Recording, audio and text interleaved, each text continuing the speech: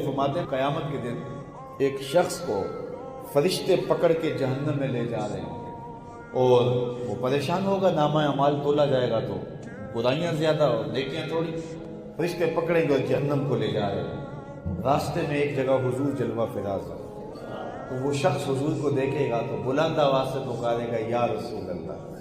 تو حضور فرماتے ہیں کہ میں اس کی مدد کے لیے چلوں گا اور اتنی تیزی سے چلوں گا کہ جو چادر ہے وہ پوری سر پہ نہیں ہوگی بلکہ چادر زمین کے اوپر حشر کے میدان میں گھسیٹ رہی ہوگی، یعنی تیزی کے ساتھ کہ چادر کا ایک کونا سر پہ ہوگا اور دوسرا کونا زمین پہ گھسیٹ رہا ہوگا، اور اس طرح حضور جائیں گے اتنی تیزی کے ساتھ، اتنی سرعت کے ساتھ، اور فرشتوں کہیں گے کہ اس سے کدھر لے جا رہے ہو؟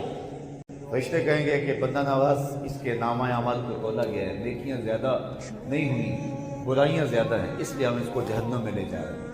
تو حضور فرمائیں گے اس کے نامہ اعمال کو دوبارہ تولا جائے۔ فرشتے معترض نہیں ہوں گے کہ وزن ہو چکا، کوئی دنیا کا ترازو تو تھا نہیں، ہمیں حکم ہو گیا ہم لے جا رہے ہیں۔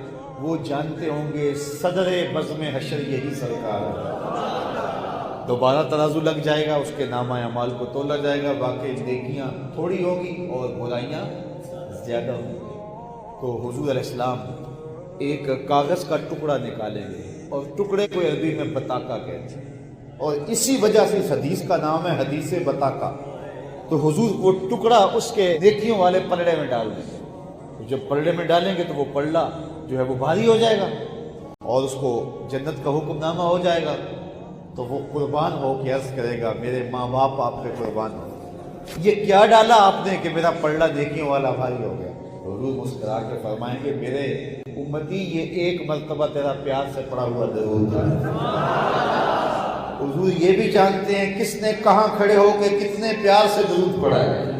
جب درود پڑھو تو اس عقیدے سے پڑھو کہ رسول اللہ سن بھی رہے ہیں، رسول اللہ دیکھ بھی رہے ہیں۔